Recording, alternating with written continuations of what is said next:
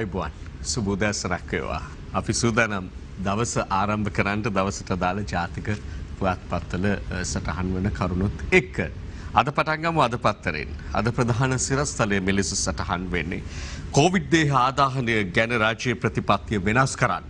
එක්සත් ජාතීන්ගේ මානව හිමිකම් පිළිබඳ විශේෂඥ කණ්ඩායමෙන් බලපෑම්. එසේ නොවුනහොත් ප්‍රචණ්ඩ ක්‍රියා ඇතිවීමේ අවධානමක් ගැන තනතුරු වගවයි.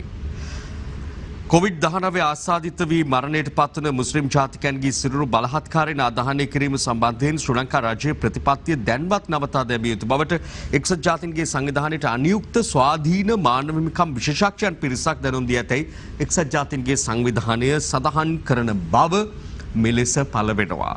එම විශේෂඥයන් සිව්දෙනෙකු ඒකාබද්ධව නිකුත් කර තිබේ ඉල්ලීමේ සඳහන් ආකාරයට රාජ්‍ය විසින් ක්‍රියාත්මක කරන මෙම පිළිවෙත මුස්ලිම් ජාතිකයන් සහ අනෙකුත් සුළු ජාතීන්ගේ විශ්වාසයන් සඳහා දක්වන විරුද්ධත්වයක් බවද පවසා ඇති බවයි කියවෙන්නේ. කෙසේ වෙතත් මෙහිදී ඔවුන් අවධාරණය කරලා තිබෙනවා ලෝකයේ තවමත් එහෙම විද්‍යාත්මකව තහවුරු කිරීමක් නැහැ මේ දේහ බොහොම දාන කිරීම තුළ වෛරසය පැතිරෙනවා කියා. එවැනි පසුබිමක් තුළ ශ්‍රී ලංකාව මේ මෘතදේහ පිළිබඳ අවසන් කටයුතු කිරීමට ඇති එකම විකල්පය විදිහට ආදාහනය තෝරා ගැනීම පිළිබඳ යලි සලකා බලන්න කියන එක තමයි ඔවුන් මේ අනුව ප්‍රකාශ කරන කාරණාව බවට පත්වෙන්නේ. ඊට දකුණු පසින් ඒ සමගම ලියවෙන කාරණාව තමයි කොවිඩ් මෘතදේහ ගැන දැනට ඇති ස්ථාවරයේ කිසිදු වෙනසක් නැහැ. කැබිනට් මාධ්‍ය ප්‍රකාශක ජනමාධ්‍ය අමාත්‍ය කෙහෙලිය රබුක්වැල්ල. එතුමාගෙන් මාධ්‍යමය පිළිබඳ විමසද්දී මේ ස්ථාවරය තමයි ඒ දැනුම් දෙනු ලැබුවේ.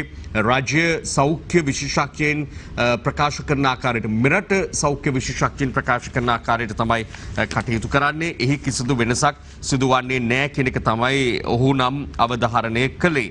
කෙසේ වෙතත් මේ පිළිබඳව දැන් දැඩි කතා බහක් නිර්මාණය වෙන බවක් පෙනෙන්න තිබෙනවා. දිවයින අද වාර්තා කරනවා මානව හිමිකම් කොමිසම මොනවා කීවත් කොරෝනා මරණ ගැන තීන්දුව සෞඛ්‍ය නිර්දේශ අනුවයි ඇමති කෙහෙලිය කියයි. කලින් අද පුවත්පතේ එතුමාගේ ප්‍රකාශයේ දිගුවක් විදිහට මේ දිවයින සිරස්තලයේ සලකන්නට පුළුවන් මානව හිමිකම් කොමිසම මොනවා කිව්වත් කොරෝනා මරණ ගැන තීන්දුව සෞඛ්‍ය නිර්දේශ අනුවයි කියන එක තමයි ඔහු කියන්නේ. ඊළඟට ඒ අතරතුරේදී දැන් මේ දිනවල මානව හිමිකම් පිළිබඳව යලි දැඩි ලෙස කතා බහට ලක් වෙනවා. ශ්‍රී ලංකාවේ මානව හිමිකම් කඩවීම පිළිබඳව මේ ආදී වශයෙන් කරුණු කාරණා මතු වෙනකොට සාකච්ඡා කරනකොට ඊට පහලින් මේ පුවතත් එක්කම ඊට පහලින් තියෙනවා මානව හිමිකම් කොමසාරිස්ගේ නිර්දේශවලට රාජ්‍යයෙන් දැඩි ප්‍රතිචාර කියලත් සඳහන් වෙලා මෙරට හමුදා නිලධාරීන් 59කගේ වත්කම් සහ විදේශ ගමන් තහනම් කිරීම ඇතුළු සම්බාධක පැනවීමට මානව හිමිකම් කොමසාරිස් මිෂෙල් බැචලේ ප්‍රකාශ කර ඇති නිර්දේශවලට දැඩි ප්‍රතිචාරයක් දක්වමින් ශ්‍රී ලංකා රාජ්‍ය අද ඇය වෙත වාර්තාවක් යැවීමට තීරණය කර ඇති බව තමයි එහි සඳහන් වෙන්නේ. කොහොමුණත් දිනමින වාර්තාවක දැක්වෙනවා මානව හිමිකම් කඩවී දැයි සොයන ජනපති කොමිසමට ඇමරිකාවේ අප්‍රසාදය පළ වූ බව කියවෙන පුවත් වාර්තාවක්. ඒ එකම යහපාලන ආණ්ඩුව 2015 දී මානව හිමිකම් සමුළුවේදී ශ්‍රී ලංකාව පාවා දුන්නා. එයින් ගොඩේමට රාජ්‍යයට වගකීමක් තිබෙන බව ඇමති කෙහෙලිය රබුක්වැල්ල කියන කතාවකුත් අද දිනමින පුවත්පතේ අපිට මෙලෙස දකින්නට පුළුවන්කම තිබෙනවා ප්‍රධාන සිරස්තලයේ සහ ඉලින් දැක්වෙන මීළඟ වාර්තාව විදිහට. ඒ අතර අපි අවධානය යොමු කරනවා දිවයින පුවත්පතේ තිබෙන මෙන්න මේ පුවත වෙතත් ශ්‍රී ලංකාවට සම්බාධක පැනවීමට රුසියාව චීනය හා කියුබාව එරෙහි වෙයි. ශ්‍රී ලංකාවට එරෙහිව සම්බාධක පැනවීමට කර ඇති නිර්දේශවලට රුසියාව චීනය කියුබාව ආදී රටවල් එරෙහි වෙලා තිබෙන බවත් මානව හිමිකම් කොමසාරිස් මිෂෙල් බැෂලේ මෙම සම්බාධක පැනවීමට නිර්දේශ කොට ඇති බවත් දැක්වෙන පුවත් වාර්තාවකුත් අද දිවයින පුවත්පතේ මෙලෙස පළ වී ඇති ආකාරය අපට දකින්නට පුළුවන්කම තිබෙනවා. කෙසේ වෙතත් රාජ්‍යයට මේ රටට එල්ලවන චෝදනාවලට දැන් ඔය අපි මුලින් අවධානය යොමු කළ කාරණාව මේ කොවිඩ් මෘතදේහ සම්පූර්ණයෙන්ම ආදාහනයට පමණක් කටයුතු කිරීම එම නැත්නම් තවත් අයගේ ඉල්ලීම පරිදි බොහොම දාණයට අවසර නොදීම කියන කාරණාවත් එක්කාසු කරගෙන ඉදිරියට එන බවක් තමයි පෙනෙන්නට තිබෙන්නේ. ඉන් අනතුරුව අපි තවත් වැදගත්ම පුවතක් විදිහට කාරණාවක් විදිහට දකින්නේ අද මව්බිම පුවත්පතේ තිබෙන ප්‍රධාන සිරස්තලය ලංකාවිනුත් කොරෝනා විකෘතියක්. සීඝ්‍රයෙන් පැතිර යන ප්‍රභේදයක් ජපුර සරසවිය හෙළිදරව් කරයි. ස්විට්සර්ලන්තයේ ජර්මනියේ ප්‍රභේදයට සමානයි කියලයි එහි නම් සඳහන් වෙන්නේ. මෙන්න ඒ සිරස්තලය මේ පිළිබඳව ජයවර්ධනපුර විශ්වවිද්‍යාලයේ විශේෂඥවරුන් විසින් පරීක්ෂණ සිදු කරනු ලැබුවා. ඒ පිළිබඳ දිවයිනත් වාර්තා කරනවා යුරෝපා රටවල පැතිර යන නව කොරෝනා වෛරස් ප්‍රභේදයක් ලංකාවෙත් හඳුනාගත්තා කියලා. ඒ අතරේ මේ කරන ලද අධ්‍යයනය පිළිබඳව අපි දැක්ක යම් පුවත් වාර්තා පළ වෙලා තිබෙනවා. ඒ වෙතත් අපි අවධානය දිය යුතුයි. මොකද ඔවුන් කියන්නේ කියලත් විමසා බලන්නට ඕනේ. මේ විශේෂඥ කණ්ඩායම නියෝජනය කරමින් අද ලංකාදීප පුවත්පතේ ජපුර වෛද්‍ය පීඨයේ ආචාර්ය චන්දිම ජීවන්දර කරන ලබන ප්‍රකාශයක් අවධානයට ලක් කරලා තිබෙනවා. කොරෝනා තවත් ප්‍රභේදයක් ලංකාවෙන් කියලයි ඔහු සඳහන් කරන්නේ. එතකොට මේ ප්‍රභේදය පිළිබඳව පළවන වාර්තා අතර අපට දකින්න ලැබුණු එක කාරණාවක් තමයි බ්‍රිතාන්‍යයේ ඒ වගේම දකුණු අප්‍රිකාවේ පැතිර යන ප්‍රභේදයට මේ සමාන බවක් නිරෝධාන මධ්‍යස්ථාන තුලින් ලබා ගන්නා ලද සාම්පල කිහිපයක් පරීක්ෂාවට ලක් කිරීමේදී මේ ප්‍රභේදය පිළිබඳව සොයාගත්තු බවත් විදේශයක සිට පැමිණි අයෙකුගෙන් මේ ප්‍රභේදය ලංකාව තුළට පැමිණ ඇති බවට තොරතුරු ඔවුන් වාර්තා කරනවා. එහෙම වෙනකොට මේ වන විට තත්ත්වය ගත්තොත් එහෙම කොරෝනා ලෝකයේ ගෝලීය වසංගතයක් බවට පත් වෙලා තියෙන මේ ලෝකයට කර තිබෙන බලපෑම ගත්තොත් එහෙම කෝටි 10ක් ඉක්මවන ආසාදිතයෝ සංඛ්‍යාවක් මේ වන විට ලෝකයෙන් වාර්තා වෙන තත්ත්වයක් තමයි අපට දකින්නට ලැබෙන්නේ. ඒ අනුව ගත්තාම මුල් කාලිනව කරන ලද පුරූකථනයන් සැබෑ වන බවක් තමයි පෙනෙන්න තිබෙන්නේ. ලෝකයේ කෝටි 10කට අධික ආසාදිතයන් මේ වන විටත් බිහිවීම තුල. ඒ වගේම ලංකාව තුල තත්ත්වය ගත්තොත් එහෙම 60000ට දැන් ආසන්න වෙමින් තිබෙනවා. සම්පූර්ණ ආසාදිතයෝ සංඛ්‍යාව ඒ වගේම සුවය ලැබූ සංඛ්‍යාවත් 50000 ඉක්මවනවා. මේ කෙරෙහිත් අපි වඩාත් අවධානය යොමු කළ යුතුව තිබෙනවා. මොකද රටක් විදියට කොවිඩ් මර්ධනයේහි සාර්ථකත්වයේ තීරණය කරන එක් සාධකයක් බවට පත් වෙනවා සුව වූ සංඛ්‍යාව. සුවය ලබා පිටව ගොස් ඇති සංඛ්‍යාව. ඊළඟට ගත්තාම ජනගහනයෙන් මිලියනයකට ඉන්න ආසාදිතයෝ සංඛ්‍යාව සහ මිය ගොස් සිටින සංඛ්‍යාව. මේ ආදී සංඛ්‍යාදත සැලකුවට පස්සේ කලාපීය අනිකුත් රටවල් එක්ක සැසඳීමේදීත් ලෝකයේ අනිකුත් රටවල් එක්ක සැසඳීමේදීත් ශ්‍රී ලංකාව යම් තැනක ඉන්නා බව පේනවා. නමුත් ගෝලීය වසංගතයක් ලෙස මුහුණ දී සිටින මේ කොවිඩ් වසංගතය හමුවේ ඒ රටවල් ස්ථාන අනුව ගත්තාම මුල් රටවල් 100 අතරේ ශ්‍රී ලංකාව බොහොම පැහැදිලිව ඉන්නවා සහ පියවරෙන් පියවර දැන් 94ට ඇවිල්ලා තියෙනවා ශ්‍රී ලංකාව. පියවරෙන් පියවර ඉදිරියට එන ස්වරූපයක් පෙන්눔 කරනවා. ඒ කියන්නේ හොඳ පැත්තට නෙමෙයි අනෙක් අතට. ඒ අතරතුරේදී අපි සඳහන් කරන්න ඕනේ 288ක් දක්වා මෙරට මියගිය සංඛ්‍යාවත් වර්ධනය වෙලා තිබෙන පසුබිමක කොවිඩ් එන්නත මෙරටට ගෙන්වීම පිළිබඳව පුවත් වාර්තා ඊළඟට අපට දකින්නට ලැබෙන්නේ. ඒ ගැනයි අපි අවධානය යොමු කරන්නට බලාපොරොත්තු වෙන්නේ. අපි දැක්කාද දිනමින පුවත්පතේ ඒ පිළිබඳව මෙලෙස පළ වී තිබෙනවා.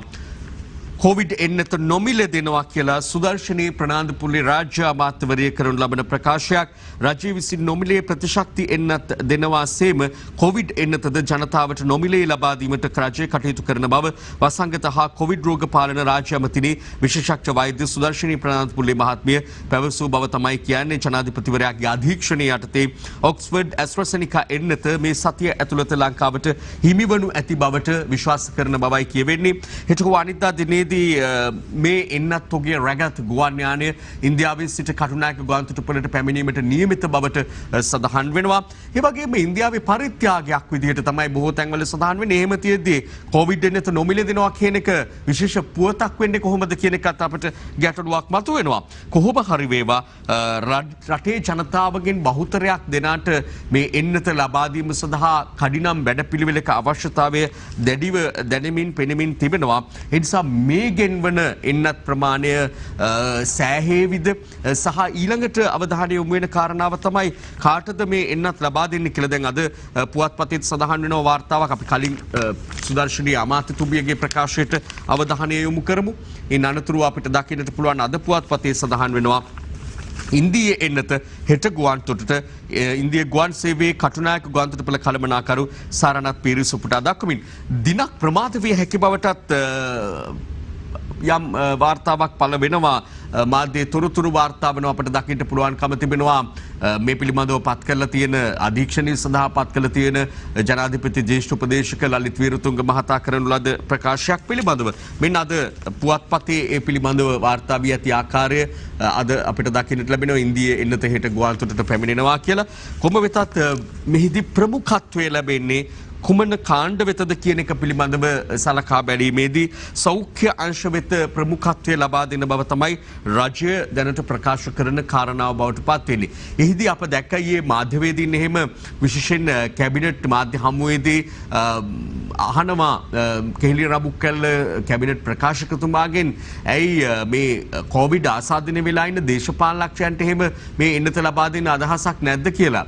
ඒ පිළිබඳව පැහැදිලි පිළිතුරක් නම් ලැබෙන්නේ නැහැ. කොහොම වුණත් මේ සෞඛ්‍ය අංශ වලට ලබා දීම පිළිබඳවයි කියවෙන්නේ. නමුත් මේ පිළිබඳව සෞඛ්‍ය අංශයේ ඉහළ නිලතල දරන අය තරම් සතුටකට පත්ව නැති බවකුත් පෙනෙන්න තිබෙනවා. ඔවුන්ගේ කැමැත්තක් විමසීමකින් තොරව මේ විදිහට බලහත්කාරයෙන් මෙන් ඔවුන්ට මුල් කොටස ලබා දීමට කටයුතු කිරීම පිළිබඳවත් ඇතැම් අය යම් නොසතුටකින් කතා කරන බවකුත් අපට ඊයේ දවසේදී පෙනෙන්නට තිබුණා. අපි අවසන් වශයෙන් මේ එන්නත් පිළිබඳව කතා කරමින් සිටි නිසා ලංකාදීප පුවත්පතේ පළවෙනි වාර්තාවකුත් ඔබට ඉදිරිපත් කරන්න සූදානම්. චීන එන්නත් ලක්ෂ 3කුත් ළඟදීම කියලා අද ලංකාදීපයේ වාර්තාවක් ගෙන එනවා මේ ආකාරයෙන්. කිසි වෙතත් මාත්‍රා එන්නත් මාත්‍රා ලක්ෂ 3ක පමණ ප්‍රමාණයක් අපට ලැබෙන බවයි කියවෙන්නේ. ලලිත් වීරතුංග මහතා මේ එන්නත් ගෙන්වීමේ ජනාධිපති කාර්ය සාධක බලකායේ ප්‍රධානියා ජනාධිපති ජ්‍යෙෂ්ඨ උපදේශකවරයා එතුමා සඳහන් කරනවා අප රටේ ජනාධිපතිවරයා විසින් චීනයේ රුසියාව මේ ආදී රටවලින් කරන ලද ඉල්ලීම් අනුව තමයි මෙලෙස මේ අපට එන්නත් තොග ලැබීමට නියමිතව ඇත්තේ කියලා. ඒ වගේම මෙරට ජනගහනයෙන් 1,30 ලක්ෂයක පමණ ජනතාවට එන්නත් ලබා දීම අරමුණ බවත් සඳහන් වෙනවා. වගේම ගර්භණී මාතාවන් ඒ වගේම කිරිදෙන මාතාවන්ට මේ එන්නත් ලබා දීම පරීක්ෂණ අවසන් වනතුරු සිදු නොකිරීමටත් බලාපොරොත්තු වෙන බවයි කියවෙන්නේ. මේ ආශ්‍රිත තවත් යම් පුවත් වාර්තා තිබෙන්නට පුළුවන් කොවිඩ් වලට සම්බන්ධ වන. කෙසේ වෙතත් මේ අතරේ අපි තවත් පුවත් වාර්තාවක දැක්කා බස්නාහිරින් පිටව යන අය සෑම දිනකටම ඉදිරි දින කිහිපය තුළදී රැපිඩ් ඇන්ටිජන් පරීක්ෂණ පැවැත්වීම සඳහා අවධානය යොමු වීමක් පිළිබඳව දිනමින වාර්තාවක් ගෙනෙනවා. හෙට සිට බස්නාහිරින් පිටවන අයට ක්ෂණික ප්‍රතිදේහ ජනක පරීක්ෂා කරනවා කියලා දවස් කිහිපයක කාලයක් ඇතුළත බස්නාහිරින් පිටවන ස්ථාන 11ක පමණ මේ ක්ෂණික ප්‍රතිදේහ පරීක්ෂණ සිදු කරන බව තමයි කියවෙන්නේ. දැනටත් සිදු කරන ලබන ක්ෂණික ප්‍රතිදේහ පරීක්ෂණ මගින් ආසාදිතයින් හඳුනා ගැනීම සිදු වෙමින් තිබෙනවා. අද මව්බිම වාර්තා කරනවා බස්නාහිර පාසල් බස් රියදුරන් තිදෙනෙකුට කොරෝනා කියලා. දැන් පාසල් කටයුතු ආරම්භ වුණාට ඇතැම් කියන්නේ සාමාන්‍ය පෙළ සඳහා බස්නාහිර පළාත තුලත් ආරම්භ වී තිබෙනවා. පිට පළාත්වල පාසල් කටයුතු යම් ආකාරයකින් හොඳින් පවත්වාගෙන යන්නට හැකියාව ලැබිලා තිබෙනවා. නමුත් මේ තුලත් යම් පාසල් වලින් ආසාදිත දරුවෝ වාර්තා වන ප්‍රවෘත්ති වාර්තාත් අපට මුණ ගැසෙනවා පමණක් නෙවෙයි. විවිධ ආයතන පරිසර තුළින් කර්මාන්ත ශාලා තුළින් මේ ආදී වශයෙන් ගත්තට පස්සේ රටේ බොහෝ ප්‍රදේශවල ආසාදිතයින් මුණ ගැසෙන තත්ත්වයක් තමයි මේ වන විට පෙන්눔 කරමින් තිබෙන්නේ. ඒ වගේම තමයි ආම්බුලන්ස් යොදා ගන්න යම් නියදියක් පරීක්ෂණ සඳහා යම් නියදියක් යොදාගත්තොත් එතන කිහිප දෙනෙකු හෝ ආසාදිතයින් ලෙස මුණ ගැසෙන ස්වරූපයකුත් දැන් මේ රටේ දකින්නට පුළුවන්කම තිබෙනවා. අපි ඊළඟට තවත් කාරණා කිහිපයක් වෙත අවධානය යොමු කරන්නට ඕනේ. ප්‍රධාන සිරස්තලයක් විදිහට ලංකාදීපය අද වාර්තා කරන්නේ මහර දේපල හානි කළාට වරද පිළිගනිති රැඳවියෝ 50ක් මාස දෙකක් හිරේ විනිසුරු හිරගෙදරටම ගිහින් දඩුවම නියම කරයි කියලා තවදුරටත් දැක්කනවා. මහර බන්ධනාගාර ගැටුමේදී එහි දේපොළවලට හානි කරමින් බන්ධනාගාර ආරක්ෂා පනතේ 71 වන වගන්තිය උල්ලංඝනය කිරීම ඇතුළු චෝදනා 4කට වරද පිළිගත් රැඳවියන් 50 දෙනෙකුට ගම්පහ දිසා විනිසුරු රවීන්ද්‍ර රංජන් බණ්ඩාර මහතා මාස දෙක බැගින් වූ සිර දඬුවම් ඊයේ නියම කළ බවයි එහි තවදුරටත් දැක්වෙන්නේ. මෙන්න එම පුවත අද ලංකාදීපේ පළව ඇති ආකාරය අපිට දකින්නට පුළුවන්කම තිබෙනවා. ඊළඟට අපි බලමු අනෙකුත් වාර්තා මොනවාද තවදුරටත් මුණ ගැසෙන වෙනත් වාර්තා මොනවාද කියන එක.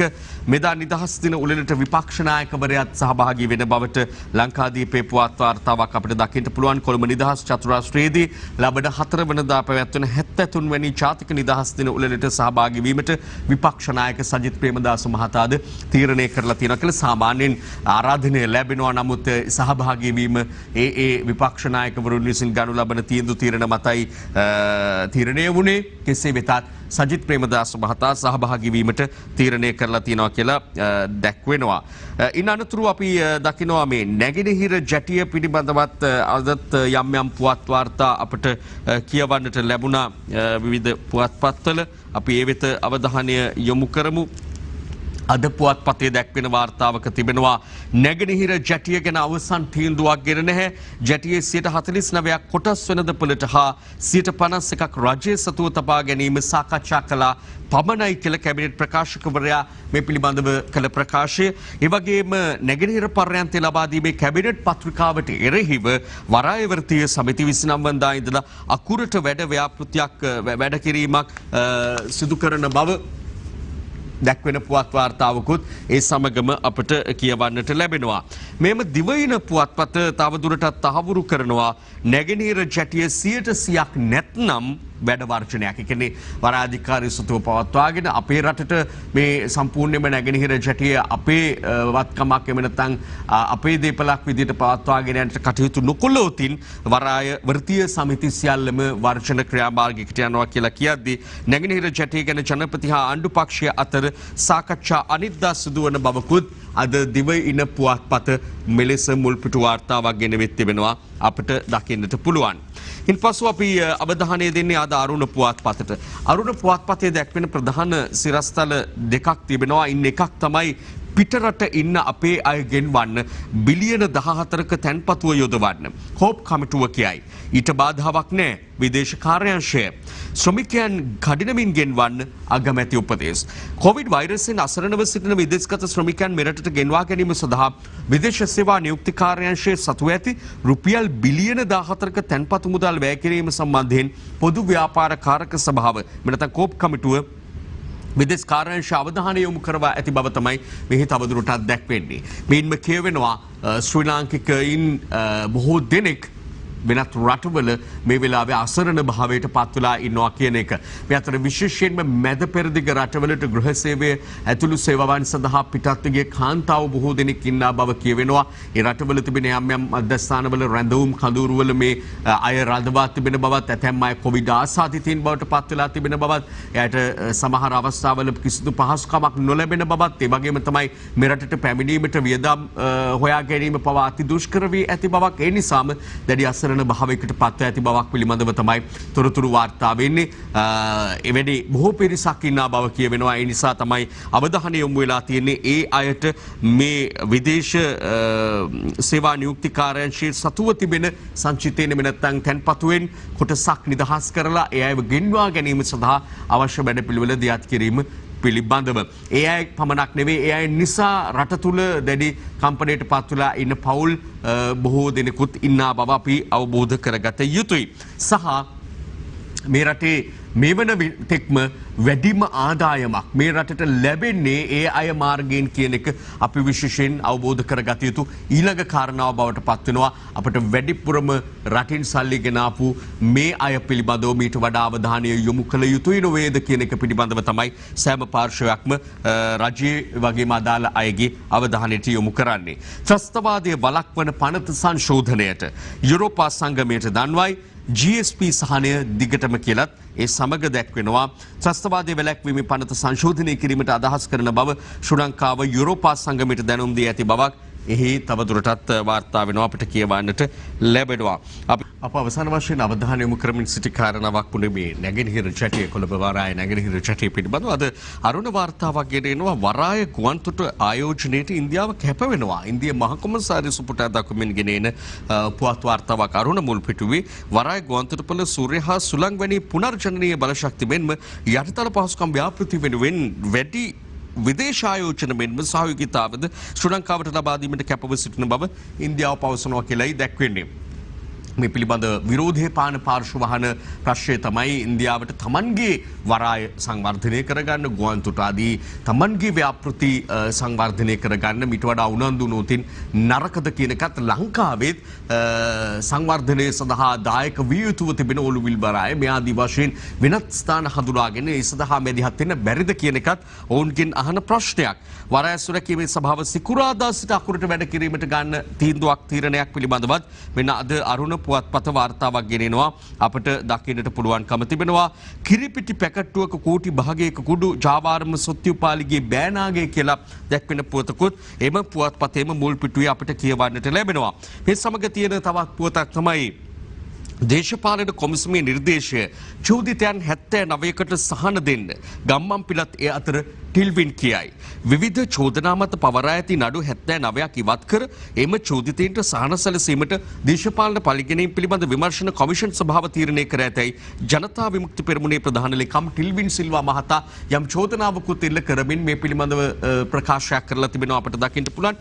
මේ පමණක් නෙවෙයි අපි දැක්කා ටිල්වින් සිල්වා මහතා කරන ලද තවත් ප්‍රකාශයක් පිළිබඳව මේ එතුමන්ලාගේ නායකතුමාට අදාළ වෙන කාරණාවක් පිළිබඳවත් අපි දැක්ක යම් පුවත් වාර්තාවක් පළ වෙලා තිබෙනවා. ඒ සමගම තවත් එක් වාර්තාවක් තිබෙනවා දින මිනෙත් දේශපාලන පරිගැනීම් කොමිසමෙන් දූෂණ විරෝධී ආයතන හැල්ලු වෙලා කියලා ඔහු කියනවා. ඒ අතරේ මව්බිමේ දැක්වෙනවා අනුරව තනිකොට පහර දෙන්න හැදුවොත් ප්‍රබල ජනමතයක් හදනවා කියලා ඔහු කරනු ලබන ප්‍රකාශයක් අපිට මෙලෙස දකින්නට පුළුවන් ඒ මව්බිම පුවත්පතේ. ඊළඟට අපි අර මුලින් උපුටාගත්තු පුවත් වාර්තාව සඳහන් වෙන්නේ අද දිවයින පුවත්පතේ සමාවෙන් අද අරුණ පුවත්පතේ දැක්වෙන්නේ ඒ තමයි දේශපාලන කොමිසමේ නිර්දේශය චෝදිතයන් 79කට සහන දෙන්නයි කියලා ගම්මන්පිල ඇමතිතුමා අතරේ ඉන්නවයි කියලා ඔහු නගන චෝදනාව මෙලෙස අපට දකින්නට පුළුවන්කම තිබෙනවා. ඉන්නතුරු අපි යොමු වෙමු තවත් වාර්තා කිහිපයක් වෙත. එම පුවත්පතේම වාර්තාවකට දෙකකට අපි ඉක්මනින් අවධානය දෙන්න සූදානම්.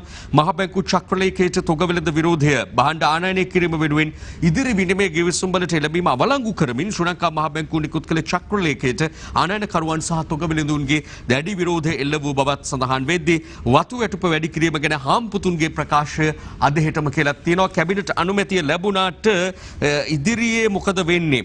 දැන් මේ පිළිබඳව මදක කාටුන් පළ වෙලා එහෙමත් තියෙනවා මේ කැබිනට් එකේ අනුමත වුණාට වතු හාම්පුත්තු මොකද කියන්නේ කියන එක තමයි මෙහිදී වැදගත්ම වෙන කාරණාව. අද මව්බිමේ තියෙනවා MD වීරරත්නගේ මර්සිපාල කාටුනේ මෙහෙම වතුකම්කරු වැටුප 18 කැබිනට් අනුමැතිය ලැබිලලු. එතකොට වතු හිමියන්ගේ අනුමැතිය ඒ අය මොකද කියන්නේ කියලා තමයි මර්සිපාල අහන්නේ. ඊනනතුරු අපි තවත් පුවත් වාර්තා කීපයකට අවධානය දෙමු මව්බිම පුවත්පත ඇසුරින්. එහි දැක්වෙනවා බයිඩන් පාලනයත් ශ්‍රී ලංකාවේ මානවහිමිකම් ගැන අවධානයෙන් පසු වෙන බව කියවෙන පුවත් වාර්තාවක්. ඊළඟට රාජගිරියේ කෘෂිකර්ම ගොඩනැගිල්ලට තාමත් කෝටි 2ක් කුලී ගෙවනවලු කියලා දැක්වෙන පුවත් වාර්තාවකුත් අපට කියවන්නට ලැබෙනවා. පුදුම බැඳීමක් මේ ගොඩනැගිල්ල සමග තිබෙන බවක් පේනවා. අතහරින්නටම බැරි ගොඩනැගිල්ලක් බවට පත් වෙලාද කියලායි හිතෙන්නේ. මේ තරම් කාලයක් මේ ගොඩනැගිල්ල අල්ලාගෙන මෙතරම් දුර පැමිණීමත් එක්ක තවමත් කෝටි ගණන්නේට කුලී ගෙවීමට සිදුවීමත් එක්ක මේ රටේ මුදල් සහ විශේෂයෙන් කෘෂිකර්මයට අදාළව ඕනෑ තරම් කටයුතු කරන්නට පුළුවන්කම තියෙද්දි කරන්නට තිබෙද්දි විශේෂයෙන් මේ මෑත කාලිනව යලි උත්සන්න වෙලා තිබෙන සේනාදළඹු ප්‍රහාරය මේ ආදී නිසා ගොවීන් මුහුණ පාලා තිබෙන ගැටලු අනන්තවත් ගොවි ගැටලු තිබෙද්දී ඒවට විසඳුම් දෙන්නට මුදල් අවශ්‍යව තිබෙද්දී මේ ගොඩනැගිල්ලක් නඩත්තු කරන්න වෙහෙස වීම පිළිබඳව කාටත් ප්‍රශ්නයක්. ඊළඟට අපි දකින්න ඉන්ධන මිල ස්ථාවරව තබා ගන්න අරමුදලක් පිළිබඳව කතා කරනවා උදේ ගම්මන්පිල අමාත්‍යවරයා. ඒ පිළිබඳව අපි වාර්තාවක් දකින්න මව්බිමේ එජාපයේ ශක්තිමත් කිරීම මගේ අරමුණයි කියලා රවි කරුණානායක මැතිතුමා කියනකොට අපි දිවයිනේ අද දකින්න ෆේස්බුක් කාටුනේ දැක්වෙනවා රවි කියනවා එජාප නායකත්වයෙන් රනිල් වහාම ඉවත් කළ යුතුයි කියලා. පොට වැරදුනාම කාටත් හිතෙන ඒවා. කියලා තමයි Facebook කාටුනේ ඉන් පස්සේ දැක්වෙන්නේ. ඉනනතුරු අපි එම පුවත්පතේම තිබෙන තවත් කාරණා කිහිපයකට අවධානය දෙමු. මේ කොවිඩ් සම්බන්ධ යම් කාරණා කිහිපයක් අපිට මුණ ගැසෙනවා. කොවිඩ් ආසාදිතයන් දින 10න් ගෙදර කියලා පුවත් වාර්තාවක දැක්වෙනවා මව්බිම පත්තරේ. බස්නාහිරින් පිටවන සියල්ලන්ට හෙට සිට ලබන පළවෙනිදා තෙක් කොවිඩ් ටෙස්ට් කියන එක, පිටබැද්දර වැඩිහිටි නිවාස එක 14කට කොරෝනා කියලා, ඒ වගේම දෙමළ සන්ධානයට එරෙහිව යාපනයේ විරෝධතාවක් පිළිබඳවත් මෙන්න එම පුවත් වාර්තා අපි මව්බිම පුවත්පතෙන් මෙතෙක් ඉදිරිපත් කළ වාර්තා ඔබට මෙලෙස ඉදිරිපත් කරන්නට බලාපොරොත්තු වෙන්නේ. ඉන්පසු අපි දිවයින පුවත්පතට යොමු වෙමු. නවීන් ජාතික සංවිධායක ධුරය එපා කියයි. එජාපේ තනතුරු බෙදී යාම පිළිබඳව සතුටක් නැතිකොඩේ තමයි නවීන් මහතා ඉන්නේ. නවීන් දිසානායක මහතා ඉන්න බව කියවෙන්නේ. නවීන් ජාතික සංවිධායක ධුරය එපා කිමින් රනිල්ට ලිපියකින් දැනුම් දෙයි කියලා දැක්වෙනවා පමණක් නෙවෙයි. සුදුස්සෙකේ සඳහා තෝරා ගන්න කියලා කිව්වා කියලත් තවත් පුවත් වාර්තාවල අපට දකින්නට ලැබුණා. ඉන් පස්සේ මුතුරාජවල ගොඩ කිරීම බලක්වන අතුරු තහනමක් ඉල්ලා පෙත්සමක් පිළිබඳව පුවත් වාර්තාවකුත් අද දිව ඉන පුවත්පතෙන් අපට මුණ ගැසෙනවා. අත්‍යවශ්‍ය නොවන වියදම් එපා මහ බැංකුවෙන් බැංකුවලට උපදෙස්. ඇතැම් විශේෂයෙන් රාජ්‍ය බැංකුවෙම ගත්තාම මේ දිනවල රජය විසින් සපයා දුන්නු විවිධ ණය සහන ජනතාවට ලබා දීම සඳහා ඉදිරිපත් වීමත් එක්ක ඉදිරි කාලයේදී එම බැංකුත් යම් අසීරුතාවට පත්වේවි කියලා යම් විශේෂඥයින් අදහසක් වමින් තිබෙන පසුබිමක තමයි මේ ආකාරයෙන් අත්‍යවශ්‍ය නොවන වියදම් යන්නට එපා කියලා මහ බැංකුව වෙත දැනුම් දීලා තිබෙනවා කියලා සඳහන් වෙන්නේ. අපි ඉන්පස්සේ අවධානය යොමු කරමු දිනමින පුවත්පතට. අද දවසේ දිනමිනේ තියෙනවා විදේශවල සිරවී සිටින ශ්‍රී ලාංකික ශ්‍රමිකයන් කඩිනමින් ගෙන්වා ගන්න. අපි මේ පිළිබඳ කලින් අවධානය යොමු කළ පුවත් වාර්තාවක් සමග අග්‍රාමාත්‍යවරයාත් කියනවා මේ ශ්‍රමිකයෝ ගෙන්වා ගන්න ඉතා ඉක්මනින් පියවර ගන්න එය වඩාත් වැදගත් මේ වෙලාවේ කියන එක. ඉන්පස්සේ අපි දකින තව වාර්තාවක් තමයි සමගියේ වෙන්න අගමැති චම්පික රණවක මහතා සමගි ජනබලවේගයේ ඉදිරි අග්‍රාමාත්‍ය වරයා විදිහට නම් කිරීමේ සූදානමක් පිළිබඳව මෙලෙස වාර්තා පළ වෙද්දී මෙන්න මෙහි මේ පුවත් වාර්තාව ලියවෙනවා. සමගි ජනබලවේගයේ අනාගත අගමැති අපේක්ෂකයා ලෙස පාටලි චම්පික රණවක මහතා නම් කළද ඔහුට පක්ෂයේ තනතුරක් ලබා දී නැති බව දිනමිනට අනාවරණ වී ඇත. ඒ අනුව විපක්ෂ නායක සජිත් ප්‍රේමදාස මහතා ජනපති අපේක්ෂකයා ලෙස සමගි ජනබලවේගයේ ඒකමතිකව තීරණය කර ඇති අතර ඔහු ජනපති වූ විට පාටලි චම්පික රණවක මහතා අගමැති ලෙස පත් කරන බව ප්‍රකාශ වී ඇති බවක් කියවෙනවා. මේ ආකාරයෙන්ම එතුමාට ඉහළ තනතුරක් ලැබෙන බවත් පසුගියදා ප්‍රකාශයට පත් වුණාට කෘත්‍යාධිකාරී මණ්ඩලයේදී එවැනි තනතුරක් නම් ලැබෙනවා දකින්න ලැබුණේ නැහැ. ඔය සමාජිකයෙකු විදියට පිළිගැනීම තමයි සිදුව තිබෙන්නේ. ඇමති දිනේෂ්ට කොවිඩ් නෑ මාධ්‍ය ප්‍රචාර බොරු කියලා අපි දිනමිනේ අද වාර්තාවක් දකිනවා. ඒ වගේම යම් තැන්වල බුවත් වාර්තා පළ වෙනවා. පාර්ලිමේන්තු සැසිවාර පැවැත්වෙන දිනවලදී පාර්ලිමේන්තු මැති ඇමතීන්ට රැපිඩ් ඇන්ටිජන් පරීක්ෂණ සිදු කිරීමේ සූදානමක් පිළිබඳවත් අපිට තොරතුරු දකින්නට පුළුවන්කම තිබෙනවා. ඒ වගේම යම් කාටුන් වලත් මේ පිළිබඳව පුවත් වාර්තා මේ පිළිබඳව අවධානය යොමු වෙලා තිබෙනවා අපට දකින්නට ලැබුණා. අපි ලංකාදීප පුවත්පතට දැන් අවධානය යොමු කරමු. කොරෝනා පාලනය කරගන්න බැරිව ඉතාලි අගමැති ඉල්ලා අස්වීමක් පිළිබඳව වාර්තා වෙනවා. මේ පිළිබඳ ඇතුල් පිටු වාර්තාවක සවිස්තරව සඳහන් වෙනවා. කෙසේ වෙතත් ලෝකයට කර තිබෙන බලපෑම මේ වන විට මේ කොවිඩ් වසංගතයෙන් එල්ල වෙලා තියෙන බලපෑම් හමුවේ තවත් එක් පැත්තක් විදිහට අපට මේ සලකන්නට පුළුවන්. රටවල නායකයින්ට ඉල්ලා අස්වෙලා යන තරමට බලපෑම් මේ කොවිඩ් වසංගතය.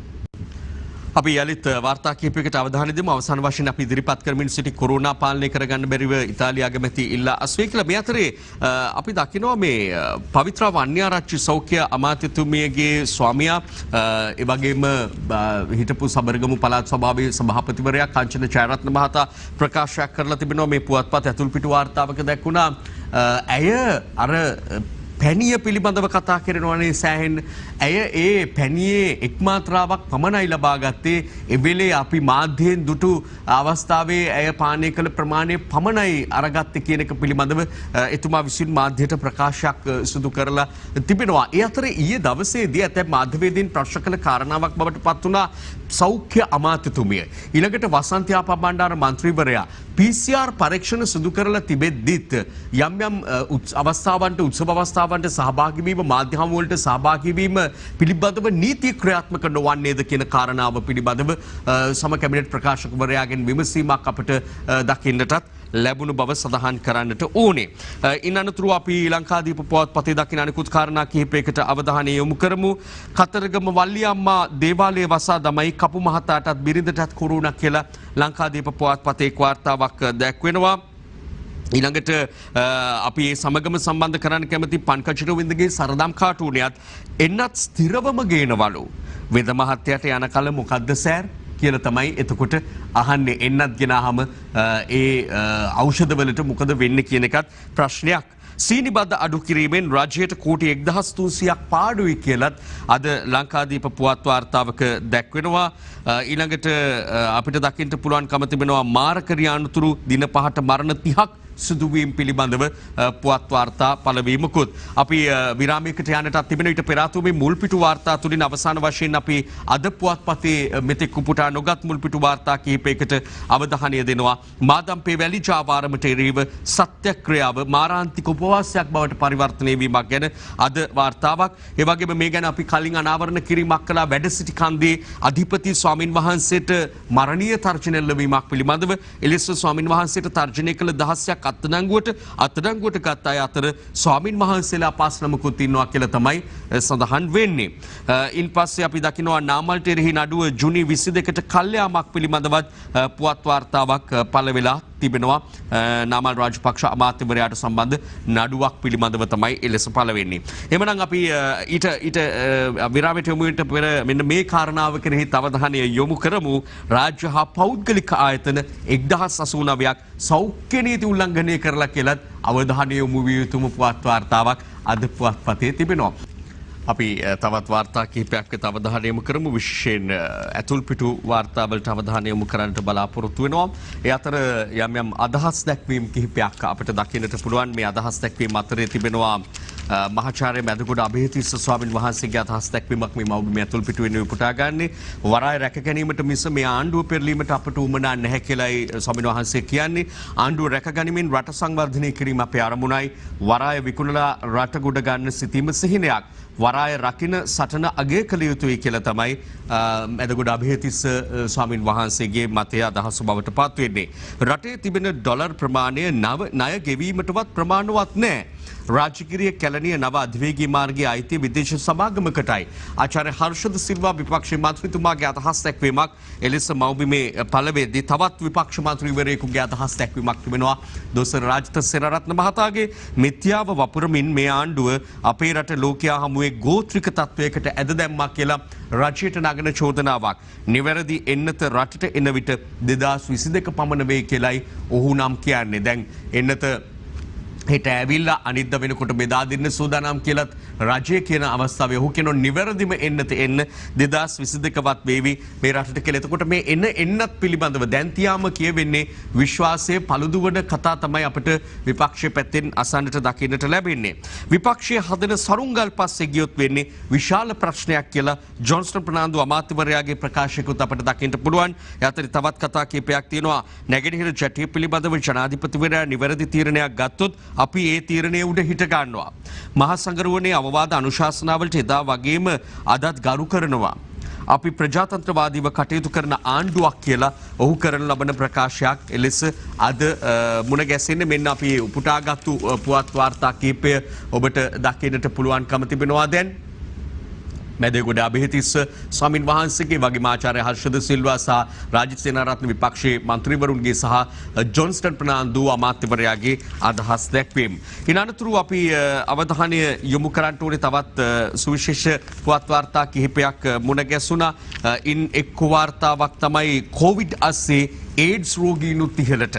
රට පුරා 3600ක් ලියාපදිංචි වී ඇත්තේ 2000යි. වැඩිම ආසාදිතයන් අවුරුදු 19ත් 25ත් අතර කියලායි කියන්නේ. කොවිඩ් වසංගතයට තමයි වැඩිම අවධානය මේ වෙලාවේ යොමු වෙන්නේ. ඒ අතරේ මේ ඒඩ්ස් පමණක් නෙවෙයි ඩෙන්ගු මියුනාදී රෝග පිළිබඳවත් අපි අවධානයෙන් පසු යුතුව වනවා. නමුත් මේ ඒඩ්ස් රෝගීන් පිළිබඳව ගෙනෙන සංඛ්‍යාදත්ත සටහන තාම බියකරු එකක් බව පේනවා. රට පුරා 3600ක් පමණ ඉන්නවා. නමුත් ලියාපදිංචි වෙලා තියෙන්නේ මේ අතරින් 2,000ක පමණ පිරිසක් කියලයි කියන්නේ. ඔය අතරේ එම පුවත අපි මෙන්න ඔබටත් පෙන්වන්නට සූදානම් අරුණ පුවත්පතෙන් තමයි අපි උපුටා ගත්තේ. මේ ඒඩ්ස් පිළිබඳව කියවෙන පුවත. ඒ අතරේ අපි එම පුවත්පතේම දකින්න තවත් සුවිශේෂ වාර්තාවක් තමයි වැලන්ටයින් දවසේ ඇයමට ආදරය ප්‍රකාශ කළ චීන කතට ප්‍රතිකාර කළ හෙද නිලධාරිණී කුමාරී අමරසේනගේ එවක මතකය පිළිබඳ සටහනක් අද නැවත පත්තරයට එනවා. මොකද ඒට වසරක් සපිරෙන තැනට අපි ඇවිත් ඉන්නවා. මුලින්ම මේ චීන කාන්තාව පිළිබඳව තමයි මෙරට ආසාදිතයෙක් ලෙස මුණ ගැසුනේ ඇය කියන එක තමයි අපිට එදා අසන්නට දකින්නට ලැබුණේ. මොනතරම් අවධානයක් ඇය වෙත යොමු වුණාද කියන එක අපි අමුතුවෙන් කියන්නට ඕනේ.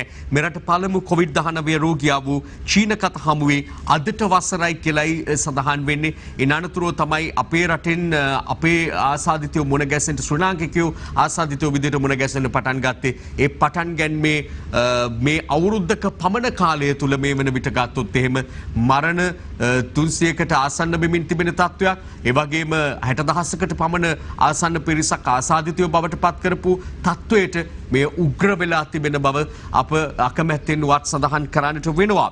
එදා අපට ඇය පරීක්ෂා කරන්න ක්‍රමයක් තිබුණේ නැහැ.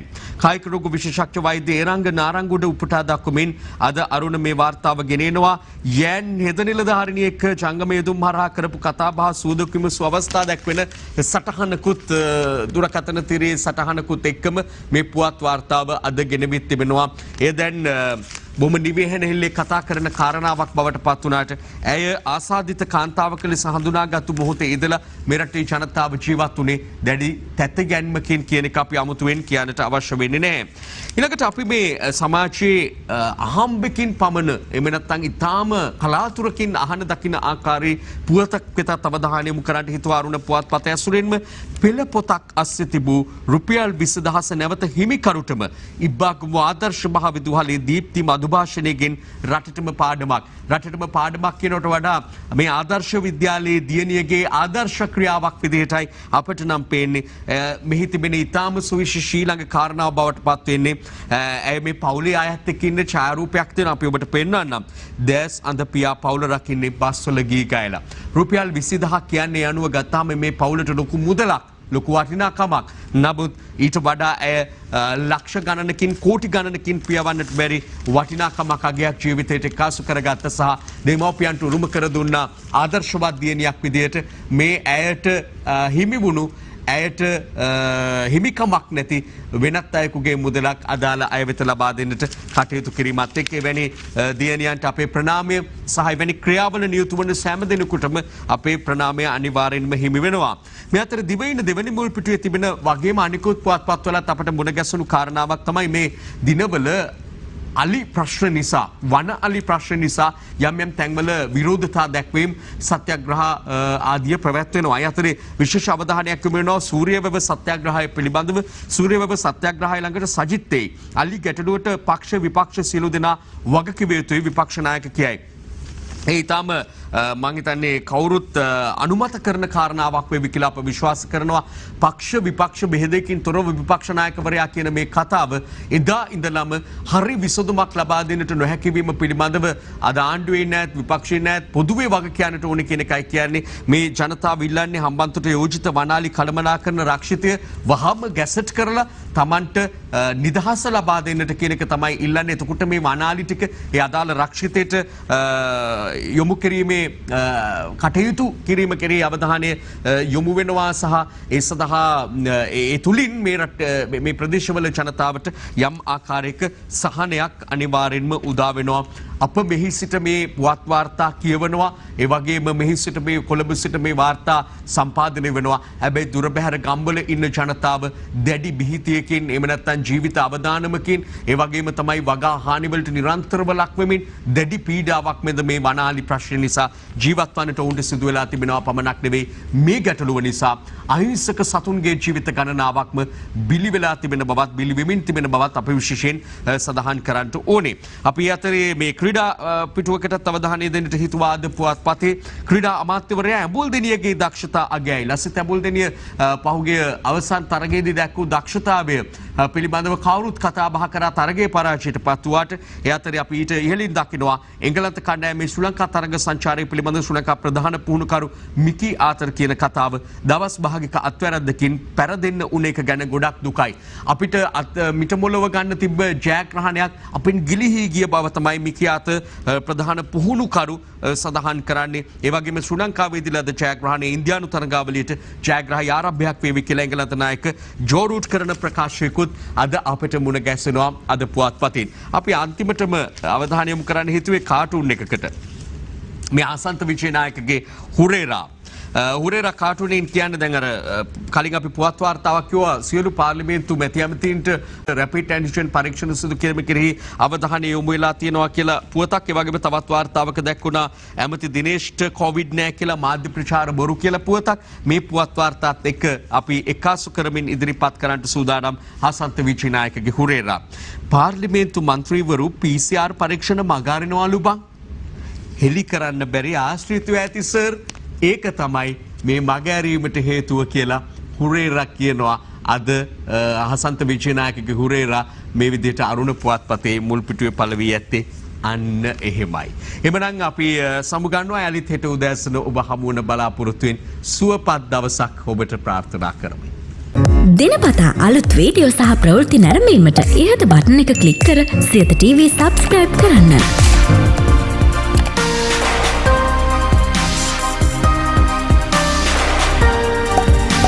වීඩියෝ ගැන මුලින්ම දැනගන්න මෙම සීනුව ක්ලික් කරන්න.